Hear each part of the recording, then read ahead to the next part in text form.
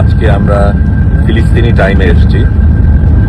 এর সাথে আমরা যেটা জানতে পেরেছি যে ইসরায়েল এর আগে সমুদ্র জেলার অন্যান্য যারা ছিল ওটা আলাদাভাবে গিয়েছিল, আমরা ভিন্নভাবে গিয়েছিলাম। তাদের সবগুলি জাহাজকে আটক করেছে।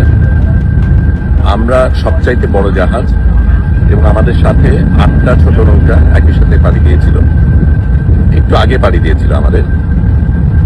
আমরা এই মুহূর্তে একমাত্র এই 9টা যানবাহন যেগুলি মুক্ত রয়েছে সেভাবেই আমাদের পরিকল্পনা ছিল যে ওদের উপর কিছু হলেও আমরা যাতে এগিয়ে যেতে পারি।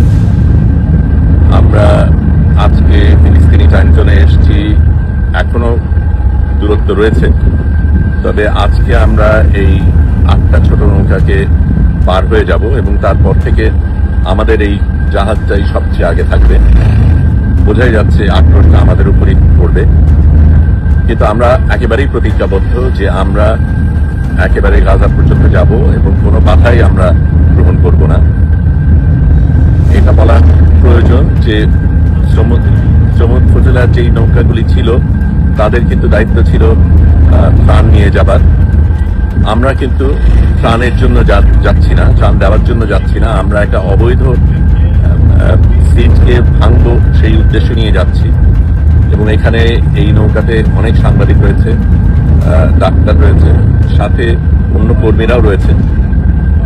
কিন্তু আমরা ত্রাণ দেবার অজুহাতে যাচ্ছি তা না, আমরা লড়াই করতে যাচ্ছি, আমরা বৈধতা পোষণ করতে যাচ্ছি। আমরা ফিলিস্তিনে আমাদের থাকার যাবার অধিকার রয়েছে, সেখান থেকে তথ্য পাঠানোর অধিকার রয়েছে।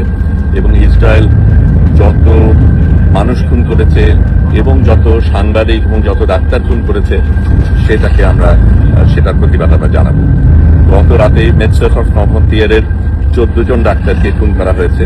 আমরা দেখব ফ্রান্স সেটার ক্ষেত্রে কি করে। এই পর্যন্ত তারা তেমন কিছু করেনি, মিষ্টি কথা বলা ছাড়া।